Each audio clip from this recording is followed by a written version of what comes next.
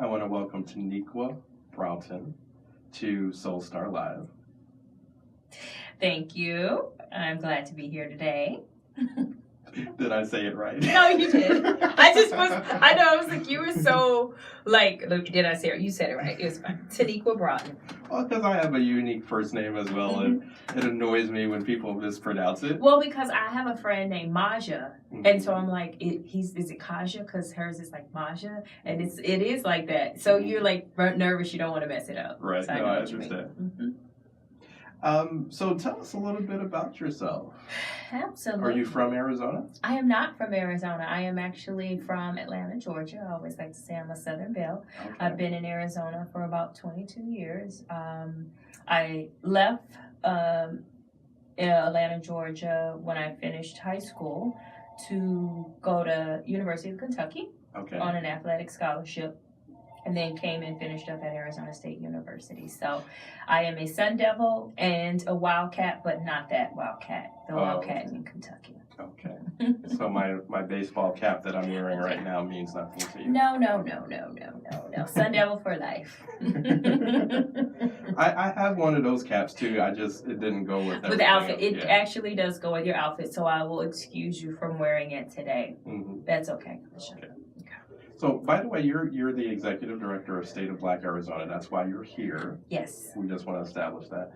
And so you're from Atlanta, came to the Valley to go to school. Finished up school as a junior, and then afterwards I stayed because of the job opportunities. And so I'm actually still here because of the opportunities that I've had in my career specifically. So I am glad to have been able to impart what I have learned in school and then stay and be a citizen of Arizona. So in December 2013, actually I was contracted for about 90 days to be the project lead for the State of Black Arizona's Arts and Arts Education publication.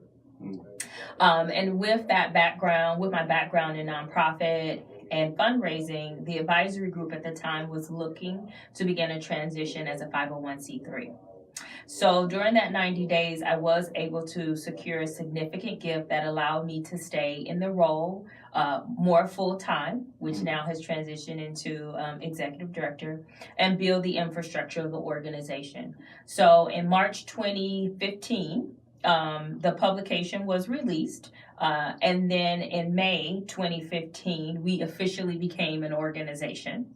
And then we secured our 501c3 in January 2017. So I think a lot of people have known the name, but when I say in 2015, we actually officially became an organization. Until you actually filed with the Arizona Corporation Commission, you're not an organization. So that's when we officially became an organization. So I'm proud to say that. Okay. And organizations and corporations like APS, the Arizona State Foundation, Arizona State University, Foundation, and then the Arizona Community Foundations were anchors for us in this transition. So to really transition from being an advisory group to now a governing board is an amazing process. And a lot of times it's hard. It's difficult for what you have to go through as a small nonprofit, but I'm excited to say that I was able to go through its infancy, and now we're a toddler and kind of growing up and trying to make sure we have an organization that's sustainable for the future of our community. I got you. Why is it important to have an organization like State of Black Arizona here? Yeah, thanks for asking that. So it was one of the things that we had to go through as a board and conversation. So you want to transition from an advisory group to an actual nonprofit. And that means that you're going to be asking people for money. And do you have programming that's sustainable, or programming that people would see that is unique or necessary for the community? And once we went through a lot of dialogue, we said yes, because there was no existing organization to our knowledge that was focused specifically on African American data, research, and no place where you could go specifically to say, okay, I want to be able to get data from you that I can either aggregate or disaggregate. And I think that became our value of understanding that the publications were great, but what are some other things that we could do to move this work forward and create a sustainable organization. And that's when we tried out the reports. So in late 2015, at the time, Representative Reginald Boulding was on our board, and he and I were on the phone, and we were like, let's pull together some people and see, let's test this out. Let's do a gathering around the state of Black education. And so that's right, because initially they had themes. Yeah, they had themes. Each publication. And so since we were going to test if the report aspect was going to work, that's what we ended up doing. So we pulled together a panel and did an event. And we had standing room only. People were like, I didn't even know there was a report. I didn't even know this was a conversation, which led us to really believe that this was important. And so now we've done 2 State of Black Education reports, and we've done a Black civic participation report, and hoping to cover all the 5 areas, I like to say indicators of focus around economics, justice, health, education, and then civic participation. So that's how it got started, with saying now we believe we have something as a meat to create our organization. And at that same time, we were in talks with Valle del Sol about the African American Leadership Initiative, Institute, Ally, and trying to figure out if the placement of the next step of its iteration would live with us. Would we lead that? For people who aren't familiar with that organization, can you explain who they are? So Valle del Sol is a health organization that does a lot of work in addition to the community around leadership programs. Okay. So if you've heard of the Hispanic Leadership Institute, they have numerous programs, I think 7 programs across the state. Okay. So they had those 7 programs as well as the African American Leadership Initiative. Mm-hmm. And so we stepped in last year to do our first sort of the inaugural program where we led the African American Leadership Institute. Cool. Mm-hmm. Cool. Again, we were speaking with Teniqua Broughton. I hope I'm getting your name right. You are getting my name right. I'm just smiling because you are working to say it correctly, and I love it. I love it. I love it. I love it. It's my old coaches, from my elders from when I was back in, I'm originally from New Jersey. Okay. And in the New York area, so all of my folks were very stern. Get the pronunciation correct. Make sure that you're right. And so, yeah. I know exactly what you mean. So I appreciate it. The smile and the giggle was more about appreciation. So thank you so much. She's the executive director of the State of Black Arizona. She's our guest this week on Soul Star Live. If people wanted to find out more about State of Black Arizona, how can they do that? Yes, the best way is to go to our website. So the 3 W's. State of Black Arizona, all spelled out, one word, .org. And on the website, you will get to see the reports that we have up there, the publications, our leadership programs, and some of the luminaries that we have awarded over the years. And then our last link lets people know how they can support or contribute to our organization. Coolness. Are there any social media handles that people can also like or? Yes, Facebook. So we do have a business page, and it is at State of Black Arizona. Again, all one word. I think there might be spaces, but you should find us and like us. The exciting thing about that is I'm working to do some rebranding on the page. So in the next month, you'll start to see some more information that goes up, because we really are working to truly be the data repository on African American data in the state of Arizona. Cool. And our guest this week here on Soul Star Live is Teniqua Broughton. I'm Kaja Brown, and we're talking about the state of Black Arizona. And one of the things I wanted to find out is if someone were interested in maybe serving on the governing board, how can they do that? as well as if they wanted to volunteer? Yeah, great question. The same way as I would go to our website and where you want to be able to either ask questions or send an inquiry, go in and just say you're interested in being a potential board member, and I'll get that message, and we will be able to have that passed along to our chair and take people through the proper steps of how we bring on new board members. Okay. And then in terms of volunteers, are you looking for particular types of skill sets, or? It really depends on any upcoming events. As I like to say, a data research organization, we don't have as many events that are constant for people to volunteer. But if someone reaches out to me, I try to have conversation to figure out where we can use their skill set for their needs. So how is State of Black Arizona funded? Oh, it is funded through several different sources. So we get support from corporations, we get support from foundations, we get support from actually revenue, and then we get support from individuals. So I'm excited about the revenue part because that's fairly new to us. We're now having the African American Leadership Institute will allow us to bring in some of our own revenue for the individuals who pay to participate in that. And then we have had several major donors that have helped us. And so we're hoping in this next year, as we have built up our capacity and the infrastructure, that we can get more smaller individual gifts from our own community and folks who want to continue to see this work going. And then we have our corporations like APS, Southwest Airlines, several different corporations that have helped us, and then foundations like the Arizona Community Foundation, the Marshall Foundation in Tucson that have been supportive of our work. Okay. So in your research, obviously there are Black folks in clustered in certain parts of the state and not in others. Obviously, we know that we're here in Phoenix, in the Phoenix area. We know that there is a couple of us in Tucson. So where else are there Black people in Arizona? I mean, we know that there's at least 2 in Flagstaff because one of them is the mayor right now. Yes, yes. Well, interesting enough, based off the U.S. Census population data, which is dated from what we have, right now there are about 340,000 African Americans in the state of Arizona. Wow, really?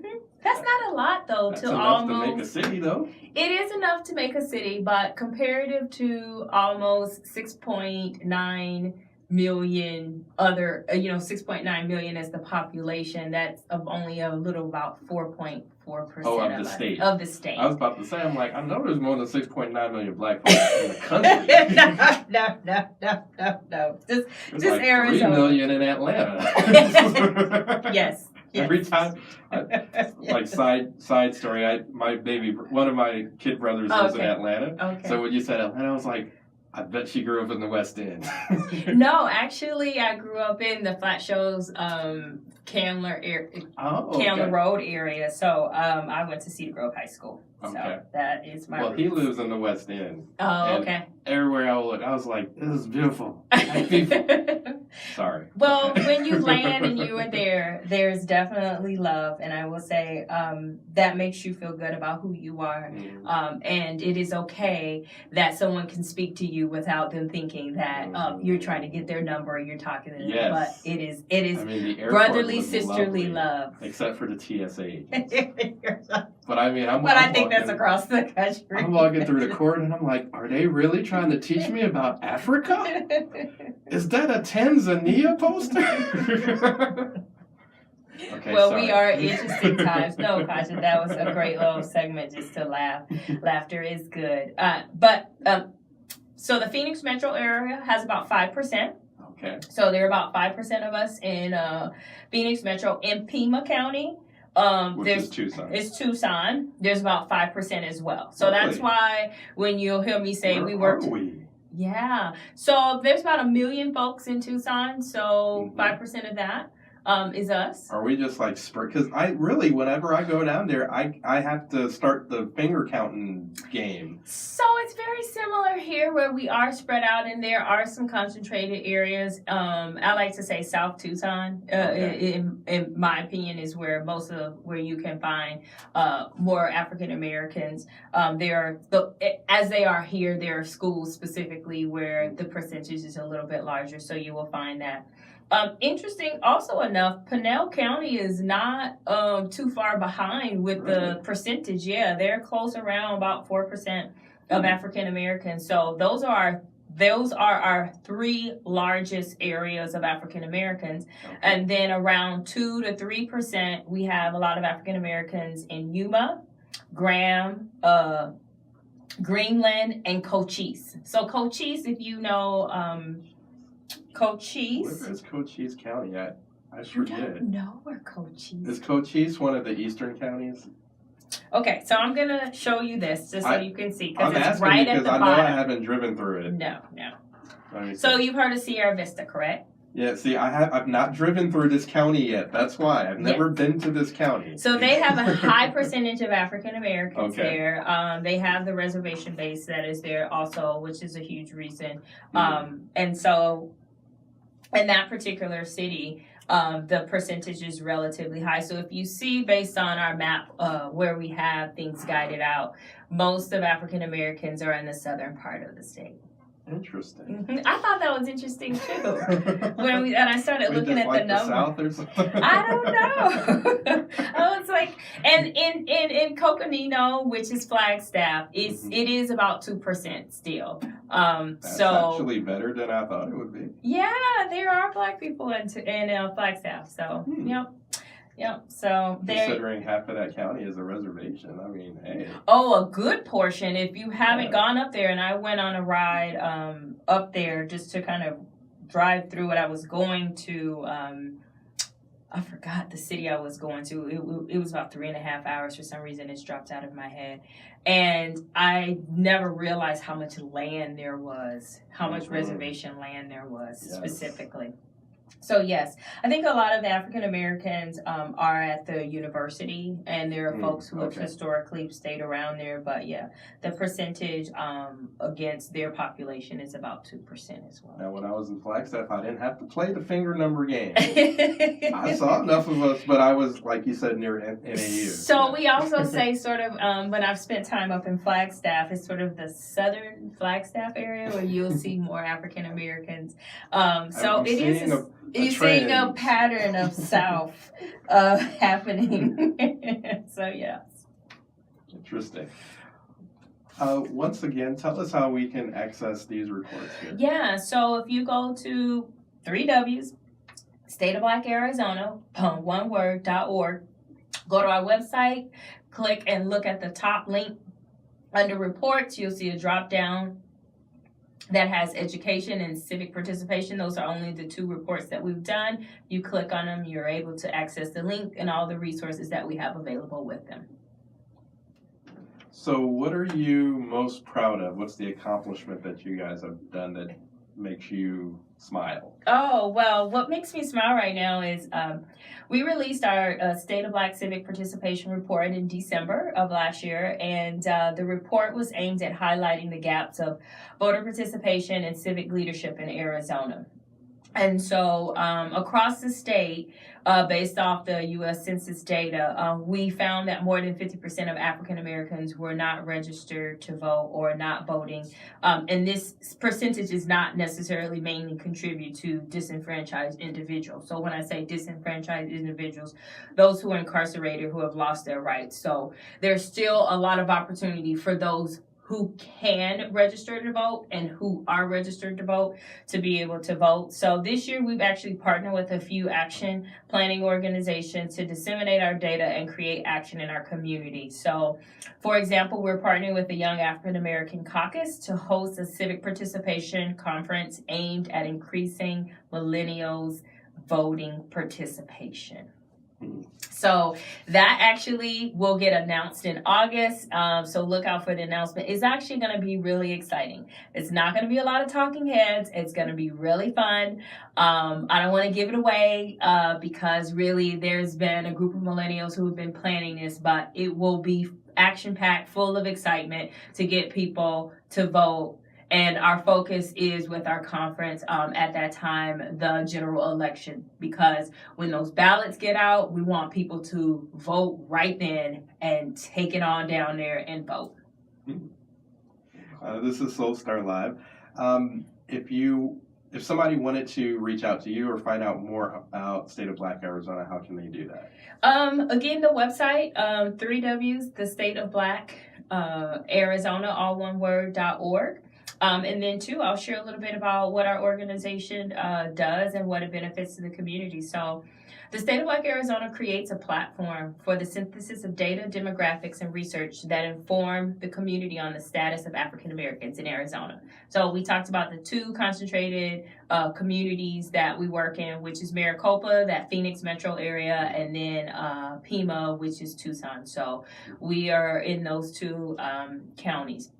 The data is intended to help leaders and organizations with action planning and decisions related to the issues and concerns of our state.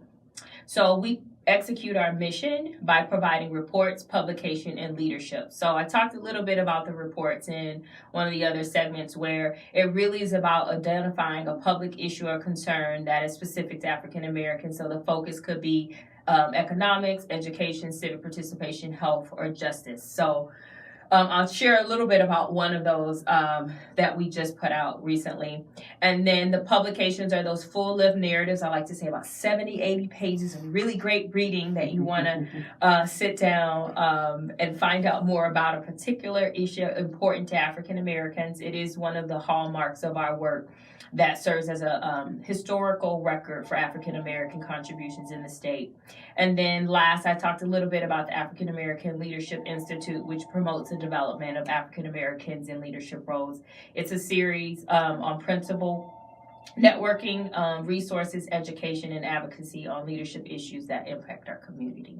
So that's what our organization is about. And I think the benefits of our organization really focus on, one, developing an informed community on our issues for better or more accurate decision making. So we understand that data informs policy. Two, the African American community can have a centralized place to source data and research for all Arizonans to access. So while it may be the State of Black Arizona focused on that data, it is an organization that everyone should be aware of, involved in, and participate in.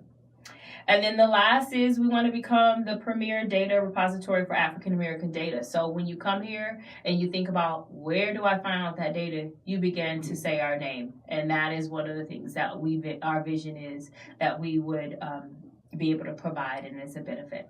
So is that data in your vision to be online that people can get, or would it be like available in a library or in various libraries or in a central location that you control? Or? So right now, people are going to the website. If people are going online for stuff. So we make all our reports. When we do a release of a report, we have a launch event, and we give out the hard copy, but then we put it online. What I have found is I have billions of copies of things that we have printed. And while people like the copies, what ends up happening is they go back and they look online when they want to go specific to stuff. And so we will always print hard copies but put them up online.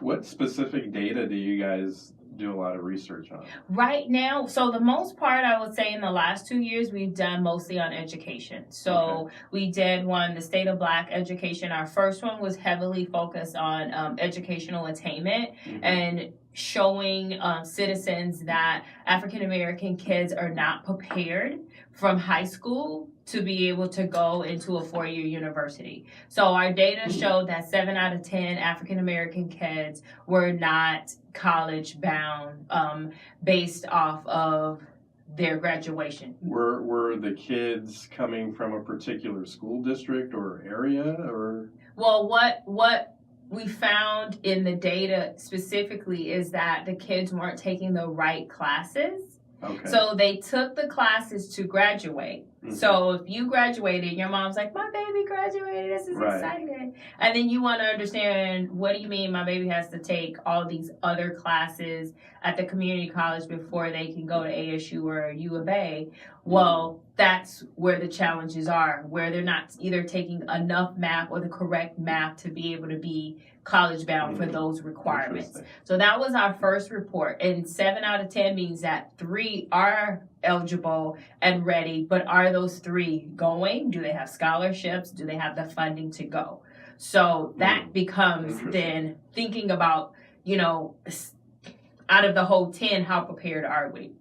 And then our report last year in May 2017, we focused on suspensions and expulsions, which was a huge thing for... Suspensions and expulsions from where? From school, even as a kindergarten. Yes. For minor infractions. Yes, it is a thing. There is a high rate of children of color being suspended and expelled from school. Wow. Yes. Well, obviously, I don't have children. You can tell. Because when you were like, is that a thing? Yes, that is a huge thing happening right now in the education community, where individuals specifically... we partner with the ACLU's Demand to Learn campaign, who have looked at some data specifically within charter schools, and have also partnered with several school districts to look at ways to improve the relationships between principals, teachers, and help parents be better advocates for their kids. Because at the end of the day, if your child is getting kicked out of school for a minor infraction, what's an example of a minor infraction? Well, it could be different, I would say, probably in different, whoever the person is, but a minor infraction that I can share that maybe someone was talking out of turn when the teacher asked them to stop talking, and maybe it happened numerous times, and they asked them and they were removed from the classroom, and based off of whatever particular track record it might have been, that person could then be put in suspension or expelled from school. And you're saying this with a straight face? I am saying it is very true. Oh my God! Wow. Yes. Interesting. Okay. Because of behavior, and if you don't understand, like I always say, this poverty is a distraction. Mm-hmm. Like we forget in our kids, if you go to work, I'm gonna say this: you go to work 2 days straight hungry. Yeah, are you going to be the most... Exactly. You're going to be the most... You're going to be irritable and evil. And so imagine a child doing that. Difficult to work with. Exactly. Yeah. So those are some issues that came out of our report, where we had discussions with a lot of organizations. So there are organizations out there that are trying to really be advocates to this work. Understanding that data. Ooh, okay. In the couple minutes that we have left... Are you aware of what other states have done in terms of their research on our status? And are we maybe better off or worse off than other states? Oh, well, I would say this. Every state is different. And if you're not aware, you know that the big teacher walkout in Arizona was about us being at the bottom. So that specifically, as far as data and numbers, is what it is. But I would say I keep my pulse on what is happening in different states. So one of the states that I keep a big eye out on is Oregon. Okay. I also used to live in Oregon. Yeah, I keep an eye out in Oregon. And in Portland specifically, they have a state of Black Oregon. And so I take a look at their reports. They're the only in the West that I have found that was most similar to how they go about their data collection and putting stuff out. So they put out a publication. Quite a few things that are similar between our states. Yeah, Oregon and Arizona. Denver is also very similar to us, specifically in demographics that lay out, but their Black power is a little bit stronger than ours. But there are similarities there. So those are 2 particular states that I keep an eye out on. So Colorado and then Oregon are there. How do we rank next to Georgia?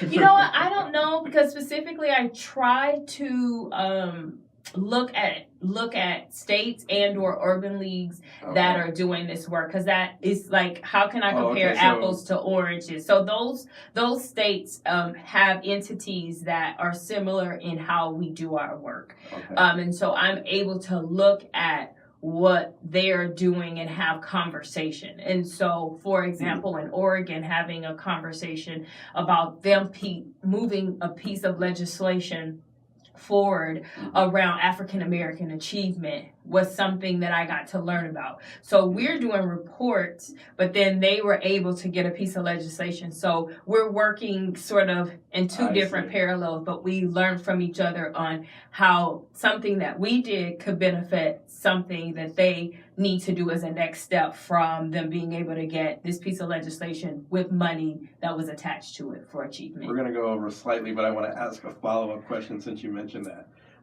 Oregon and Colorado are essentially Democratic-controlled states. They are.